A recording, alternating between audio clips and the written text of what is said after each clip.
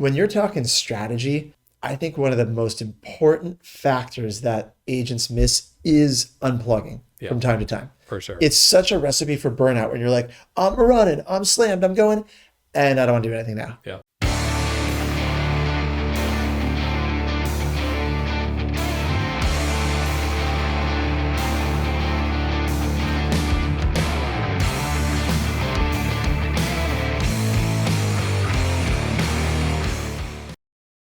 Welcome to episode number 1 of the Strategic Agent Podcast.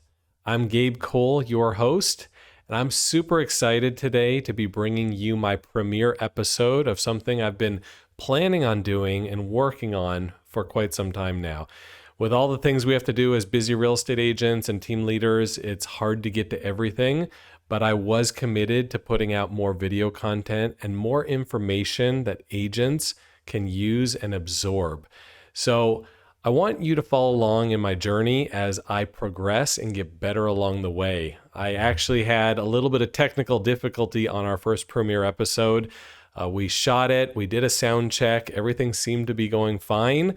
But afterwards, when we played everything back, we did have some audio issues through a chunk of the interview. So I had to make a decision. I was thinking, the perfection side of me was like, I want the sound to be right, because a podcast, the sound is supposed to be, crisp and clear, and we have these mics and all of that. And I thought, like, we should just cut out all the sections of it that have, echoey or bad audio. And then I really started to think about it more, and with the audio we had left, I really felt there were gaps in the interview, and it really wasn't doing the interview justice. So I made the decision to keep that audio in, and I'm going to apologize up front. It's not perfect. You can hear the echo, but you can at least hear the content of how that interview went and be able to get some more information out of it. So I'm learning as we go here. My first episode is now in the books. And in this first episode, I interviewed one of my business partners, Jesse Zagorsky, out of San Diego, California. Jesse is an amazing leader, an amazing human being. We've been friends for probably going on 18 to 20 years. We actually grew up together in San Diego, knew each other in high school, and then we both went on our own separate paths. Recently reconnected a couple of years ago and decided to actually partner up and work together at eXp Realty. And the interesting thing about Jesse is that he has so much experience from running a 20 plus person sales team to an independent brokerage to actually traveling to Thailand for a year, where he left his sales team, had systems and processes in place, and he returned a year later with more money than he left. So I'm going to let Jesse share his story, and he's also going to share how he's grown an 1,100 agent organization across the country and what his lifestyle and business look like today as compared to when he first got started. So I hope you enjoy it. Way more episodes to come, but I'll bring you today the first premiere episode of the Strategic Agent Podcast. Hope you enjoy. Well, do we bring up our sauna time? Do we share with our yes, we need to talk about sauna time. Okay, why don't you tell people about confessional.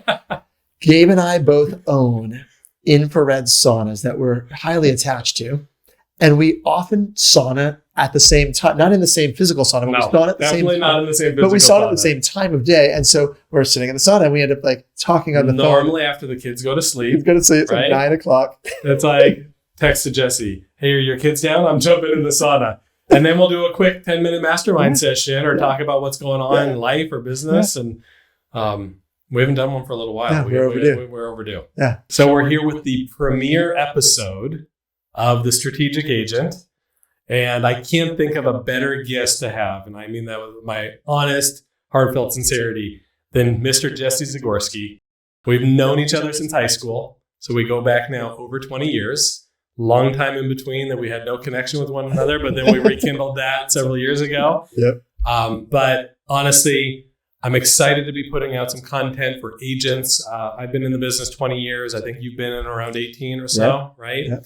And it's our time to now give back to the real estate community, right? We've learned a lot over the years. So that's really the purpose of the Strategic Agent Podcast. It's to do interviews with amazing people and amazing business owners, amazing agents, and really learn about their journey And I'd love to just dive right into it. Let's do it. Yeah. So I'm a nerd, by the way. I love things that talk about the journey. So it's fun to be on this side of it because I'm always listening to everything I can to find out how did people get where they were, what did they do, reverse engineer it, yeah, all that stuff. I'm a big believer in that too, because one, it gives you the vision of what's possible, right? And two, why reinvent the wheel? Right. Follow the path of other successful people that are in front of you and go copy and do what they do. That's it. Right? Yeah. So why don't you start back, maybe not from when you were a kid, but why don't you start when you got into real estate and kind of share your story with us? So I have a similar story to you that it was a family business. Yeah. Right. My family wasn't in it their whole life, but my mom got into real estate about a year and a half before I did. They'd sold a previous business, got into real estate and said, Jess, I think you like real estate. So I quit my corporate job and got into real estate.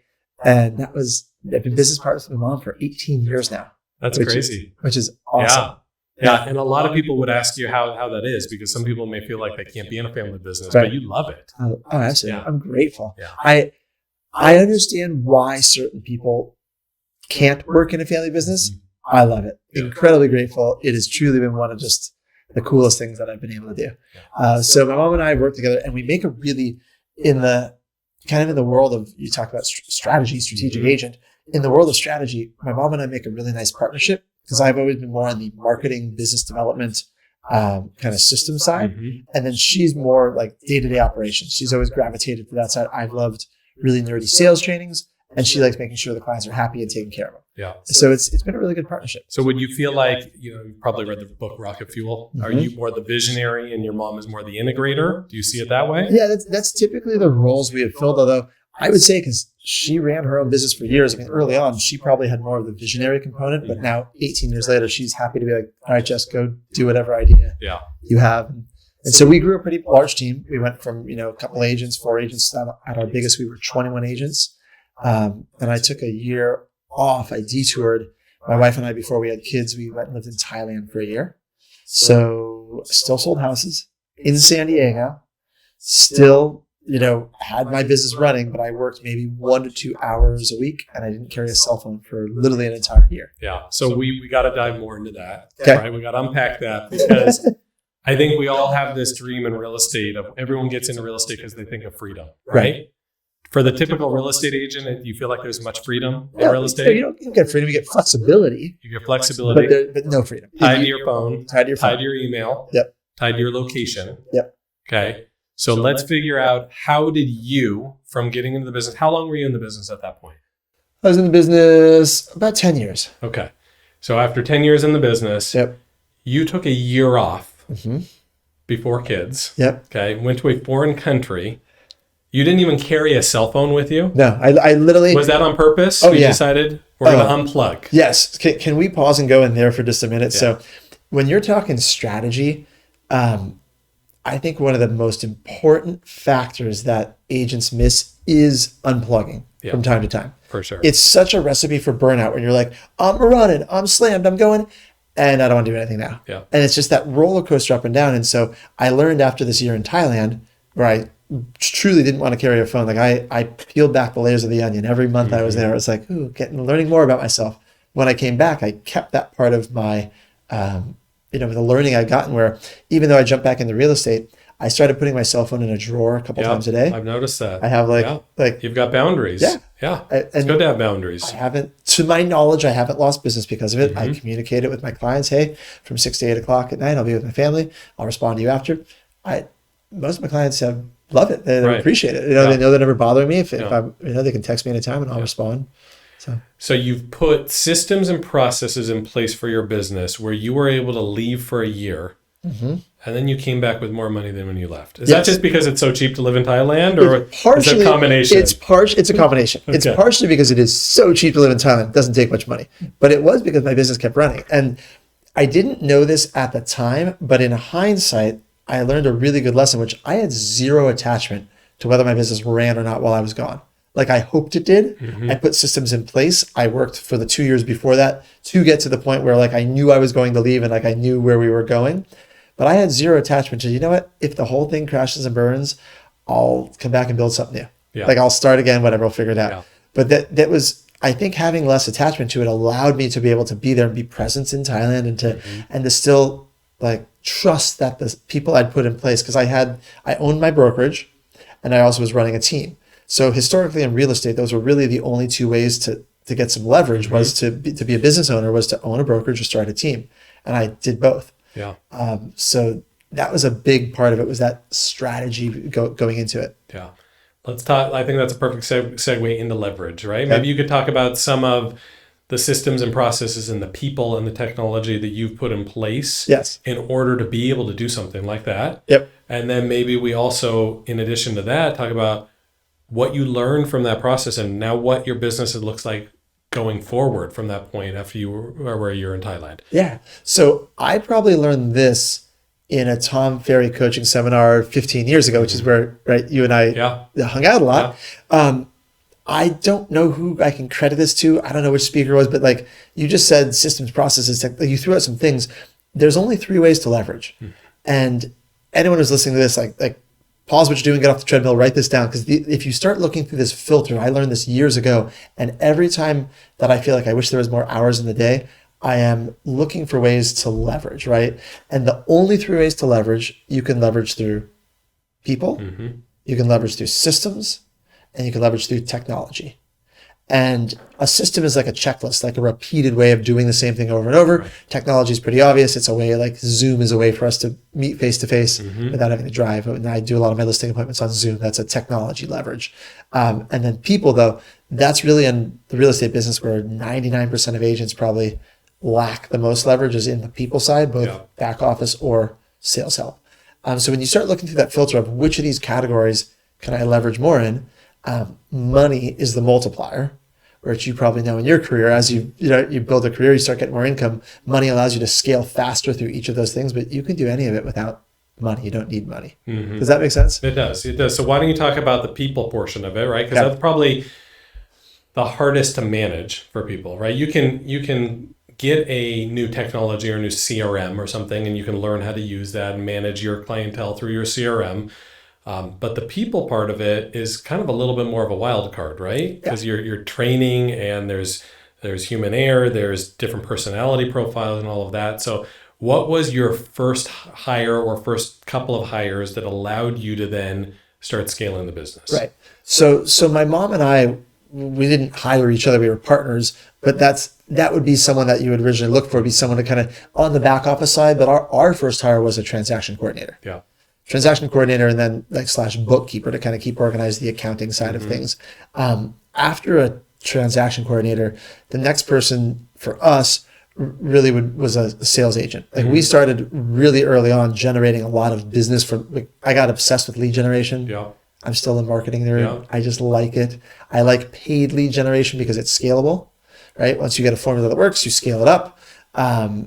If you don't have a formula that works, you keep tweaking it until it works. And then when it changes, you just keep it out. But like, I love paid lead gen because you can scale it, but you need people to help work those leads because you quickly max out the amount of hours in the day. Yeah. So I think a combination of transaction coordinator, and if you like marketing, right, doing some of that yourself, or you're going to hire out someone to help do the lead generation, and then on the sales side.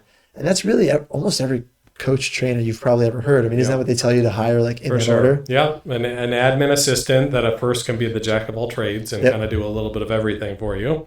Then as you grow and get better, and right now, even for my team, we're outsourcing the transaction coordination. We've got a independent transaction coordinator that manages all of our files, but then we have admin and marketing that is able to allow us to do different things that we wouldn't be able to do on our own because we're out either selling or servicing clients, right?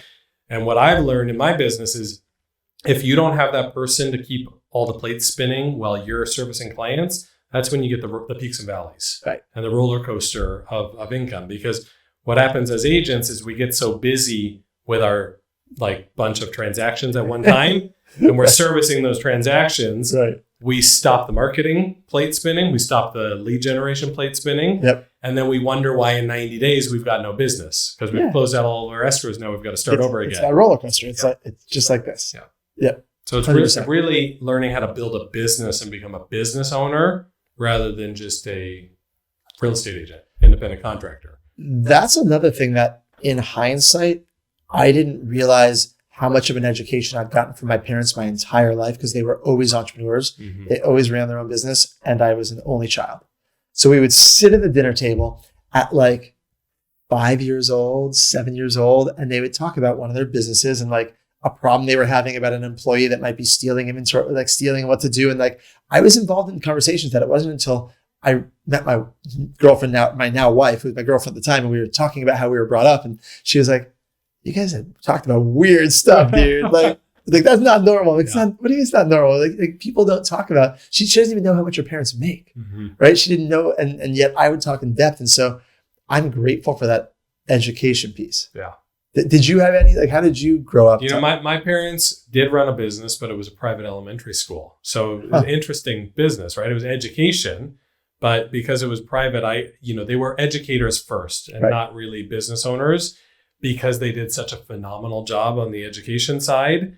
They ended up building an incredible business because so many people loved their school and word of mouth spread and it just flourished, right? Because they created an outstanding product for people's children, right? So I didn't really get the business side from them as much, but I definitely got the education side and the nurturing side from them, which I think when clients, if they were to give a testimonial of me, like it's like they know I'm authentic. Right. They know I'm highly capable and educated and I'm able to communicate at a high level with them, but they also know I'm sincere and I'm looking out for their best interests. And I think I get that. I definitely get that from my parents, right? Because they would put everyone else in front of themselves, which is a really important trait in a realtor. Yeah, I do. I mean, you can be successful without that trait, but it's so much easier when you genuinely care about other people. For sure. Yeah, for sure. Interesting. Yeah. I mean, there's part of me that I like making people happy, but I think from my dad, my dad was always just like the serial entrepreneur, and he was always trying to build a better mousetrap. Yeah. I don't know if you remember that old board game mousetrap. Sure. That was just, and so my brain works in that way. I'm just like, how do we optimize this? How do we make the system better? Which that is what led me to being able to go to Thailand, was just a series of optimizing and tweaking and going to the point until it ran and it worked. So you're still in production today, but you tell me a little bit about that, because you're not that agent that's out there trying to market and get a lot of business for yourself right now. You've gone a little bit of a different path in the organization you're growing. Yeah. So I mean, I still work mainly referral, from other agents, past clients and Sphere, but my main focus I have an organization of 1,100 agents inside eXp Realty, but I support, and I don't have to do that much to support them, but I mean, I basically am responsible for growing that group. And that's where most of my focus is on these days. So I went from having a team of 4 to a team of 21, right? Then I shrunk my team back down, and now I have an organization of 1,100. Yeah. So from owning my own brokerage, where it was just a tremendous amount of expenses and liability and stress, my goal was to go to the opposite end of the spectrum. I wanted less stress, less overhead. Let's talk about that a little bit, right? Because I think a lot of agents, once they start getting some success in the business, they set aspirations on growing a team, right? And being a team leader and having a group of agents that work under you is definitely not for everyone, right? Some agents would be phenomenal real estate agents, but terrible team leaders, right? And maybe they'd be great team leaders, but they would hate every minute of it. And then they may not be successful at it because they don't enjoy it. So what can you share with us on that? I was probably that latter camp. I didn't hate every minute. I had parts of it that I enjoyed, and I liked a lot of the agents that were on my team over the years. Some I did, some I didn't, but the majority of them I really liked as people. But it always felt like I was herding cats. Yeah. It just wasn't a fit for my personality. I have some friends who are team leaders that they love it. Some of them are ruthless. Some of them love the people. But whatever it is about it, that's their jam. I prefer to work with leaders that are self-starting and just like on their own, and you can develop through what I'm doing now. I can really help and develop leaders that are going to run with it on their own, whether I'm there or not. Yeah. And I'm not saying I had to spoon feed every agent on my team, because I had great agents on my team. Like you have I know some of the agents on your team. You have some fantastic agents that are self-starters. They're going to do it regardless of whether you're there or not. But in general, I think you end up with these people who want to start teams because you're a busy solo agent. You're like, I want to get some other people. And you get some people on your team and you realize no one else does it the way I do. No one else is as motivated as I am, which is funny because if everyone says that, then someone's got to be motivated. But that's the biggest challenge. It is. And for me, it was just a recipe for burnout. It is. And what I've seen happens with a lot of team leaders, and I've even experienced this myself, is that you get focused on trying to help the other agents on your team grow their business, and you lose sight of what's made you as profitable as you have been, Right. which is your own business. Right. So you've got this idea of leverage and this idea of growing a team and being less, I guess, devoted to the business or less tied to the actual day-to-day production. Right. And you let your own production go because you're trying to build and grow the team. And I've seen that a pitfall of many agents. Yeah, 100%. And I think it's almost like your team growth hits this, I've heard a coach call it Death Valley, where like you got to push through it, because until you get to a certain size and scale, your own business is going to suffer, right? And you need to get agents past that point of profitability, because you have certain systems and costs that are almost, they go up a little bit with more agents, but they're almost fixed. And so once you get past that, then your team can be really profitable and successful, but it's a matter of pushing through that phase. To me, I think a lot of team leaders never make it through that. Yeah. Right. They get stuck in the middle, and then their business is suffering. So they bounce back and forth, and they end up getting kind of stuck there. That's a hard place to be. It is. As a team leader. And teams can be very profitable, but you look at some of these mega teams, right? Because like it seems like the newest trend is to build a mega team of 30 plus agents, right? There's teams out there with 80 agents, 100 agents, right? And when you get to that level, there's scale, and there's the ability, if especially if you've got enough lead flow coming in and enough systems and processes. But it's extremely challenging and difficult to get to that point. Yeah, it is. And the hardest part is the human capital. Correct. Like if you look at any mega team, they didn't go out and recruit 30, 40, 50 agents. They recruited probably hundreds to get there. And the initial core was the hardest part, because you go through enough to get your initial core. But once you get some success and you start to get successful people, it becomes easier to attract into that. But let's use the example of restaurants and how often restaurants fail. Yeah. Right. Once a restaurant gets past, I think, the first year or 2 years, then they're going to stay longer, because they have to develop that core base of customers. They have to get through it. Just like a real estate team, you start out, you attract some people, you get the wrong ones, you get one good one, you get 6 bad ones, you come through, you cycle through. And to make it through that phase is very few people do in the world of real estate teams. I'm not saying that people shouldn't try it, but just know what you're getting into. There might be, I've worked with plenty of agents that are way more profitable and happier being solo agents, or solo with just a little bit of leverage, a little bit of help. I think that model works. It's a fit for more people's skill set. And frankly, it's a better life. Right. Most of my friends who run mega teams, they might have leverage, but they are on their phone just as much, if not more, than any solo agent. Right. So Tom Ferry calls it the SEAL team, right? The SEAL team is the team of maybe 5 or 6 with one lead agent, some support agents to help out with the business and the overflow of business, and then some rock star, support staff, right? Like maybe a transaction coordinator and a full operations manager, right? So that can be a lot more profitable for the team leader than building a mega team that might only have 20% gross margins with all of the marketing and all of the expenses of and overhead of everything going out. So on my journey, I really never saw myself as a big mega team leader. I don't think that went along with my personality. And that's probably the nurturing side of me and the educating side of me wants to spend more time with less agents than have 50 agents on my team. But at the same time, when I joined eXp Realty with you, it's like I learned what you learned 3 years ago, is that you could help support these agents and have an impact on their life and have a much wider footprint and a much wider impact than just your local area. Absolutely. That group of 1,100 agents in my organization, that's really what I look at. That's what I focus on, is how do you make a difference in the lives of those agents? And they're not just I'm based in San Diego. They're not just based in San Diego. They're all over the country. 38 different states. It's all across the country. And we're in Canada. Are you, what other countries? Canada, Portugal. And it just starts to grow to places I've never been to. So what you learned earlier on in your career that we talked about, the leverage, maybe you could just share with a little bit, now you've got 1,100 agents that you're a leader for. Right. You're an amazing leader in the organization. Why don't you share, what does your week look like now? Are you just working 24/7? How do you support 1,100 agents? Kind of share with us what that looks like. Dude, I've never worked less, and felt more available. So if people need me, I'm around. I answer my phone, people reach out. But my actual schedule, I work Monday through Thursday. I take every Friday off. I'm still available on Friday. Sometimes I stick my phone in the drawer in the morning, so I have a day date with my wife, which is pretty awesome. But if someone wants to reach out, I can answer. But I have no recurring tasks on a Friday. I don't book any meetings on a Friday. I work no nights, no weekends. Yep. And it's just like the reason why people start teams is for that leverage sake. I've just taken leverage and by a factor of 100, and it's awesome. Yeah. So the systems in place that you put in there, just share with us a little bit of like, what do you offer on that Monday through Thursday that gives you so much leverage and still offers so much to the agents that join you? Yeah. So we have daily huddles for everyone across the country. Basically, I used to run a daily huddle for my sales team.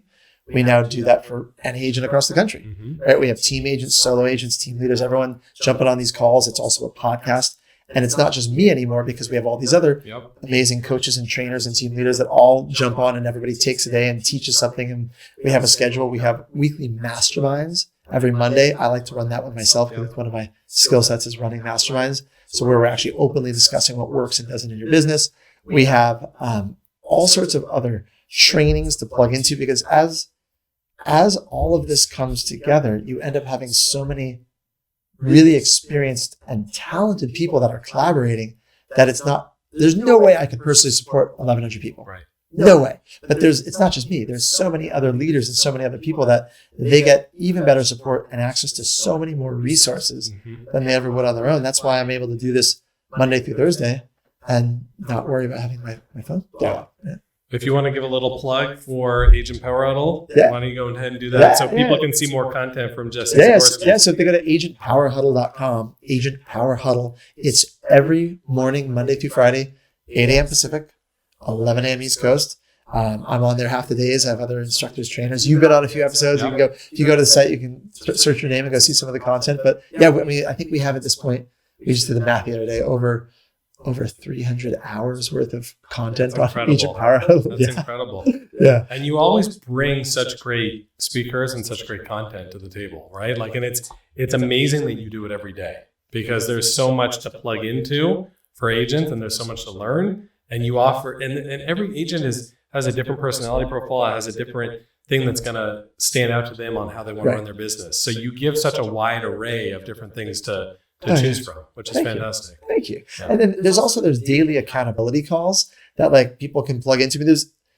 There's so many things that depending on what you're looking for in your business, it was what we had always hoped or what I'd always wished a brokerage would offer that we are now able to create it all together to build something that couldn't have existed on its own. Yeah, for sure. Yeah. Well, thank you so much for joining me. It's been awesome. Honestly, I think the time flew by. Really enjoyed talking with you. And Episode 1 is in the books. Can't wait to have, maybe I'll have you back on, maybe on my 100th episode. Let's do it. We'll see how much better I am by then. Yeah, we won't talk between now and then. We'll just, I'll tell you. Awesome. All right, Jeanette, thanks for coming on today, buddy. It was fun. All right, it's fun. And we'll see you on the next one. Sounds good.